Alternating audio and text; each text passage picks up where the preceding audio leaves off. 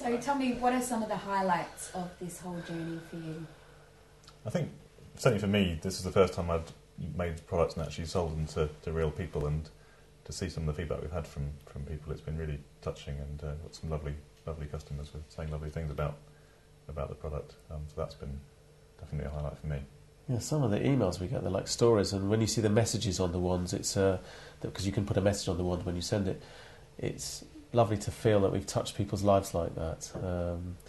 But I think perhaps my highlight was that after Dragon's Den, we appeared as a Mac cartoon in the newspaper, in the Daily Mail, and to have your product as a subject of a cartoon in that sort of public consciousness kind of way, I was really felt that we'd sort of made it at that point. But we've sold a lot around. Yeah, it's gone all around the world as well. So we've sold in over 70 countries now, which is some countries that we didn't even know existed. So that's been fun too. Yeah, it's brilliant. Seeing some of those names on the list of places where wands are going to, really good. What's next for the wand company? More products. Yep.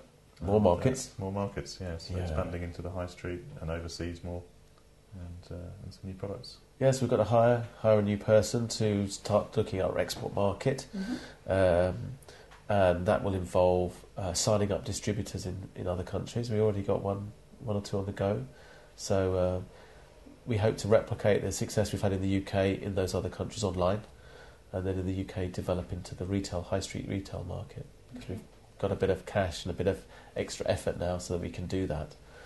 But definitely examining those markets will be our next step. Where can we find them? Online, and at, say, Amazon or firebox.com, or on our own website, thewandcompany.com.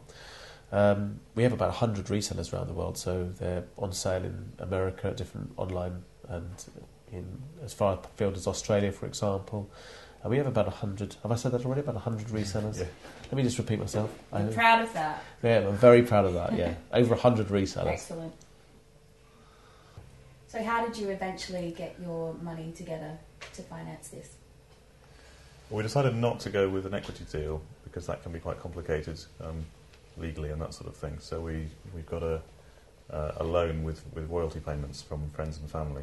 So they lent us some money. We agreed to pay it back on certain terms, and we also give them a small royalty for each wand that we sell, and that's working out very well for them. So they'll be basically doubling their money within a year or so of lending it to us, and then they're continuing royalties after that. So they seem happy, and it's been, we really couldn't have done it without them. So it's been. Yeah, I would recommend for people starting out, that's definitely your friends and family are really first port of call, because you know them and they're there and they can club together. But finding a way to repay them is really difficult, and I think this way really works. It's really useful.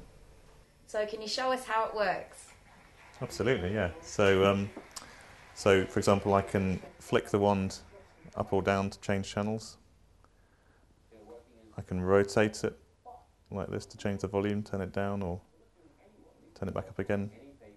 I can, say, go into the program guide and then browse around the guide and select things. Come out of the guide. And you've got 13 different gestures that you can use to control whatever you like, really. So you could do your DVD player or your hi-fi and things with the wand, with these different movements. Our second product actually is a much simpler wand, which controls a candle. So if we can turn the lights down, maybe. There you are. As you can see, this candle, which whether you could see it before or not, has been flickering away like this through the whole of the interview. And the second one is a much simpler one that just controls the candle. A wiggle turns it off. A flick turns it on. It's really nice. You can blow it out. It's a really lovely thing to be able to do.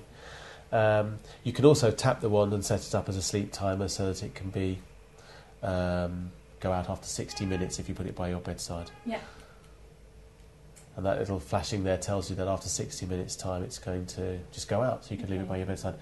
It's made of a soft sort of plastic, so you could even put that by a kid's bedside or have it in the bathroom or something. So it's a really lovely product. It's simpler, it's a little bit cheaper. Yeah, so we're hoping this is going to be quite successful. It's designed and put in the packaging for the retail environment that can be hung in a shop. So there's a second product. So this is the Candela. The Candela. Versus the original Chimera. Chimera. Okay. So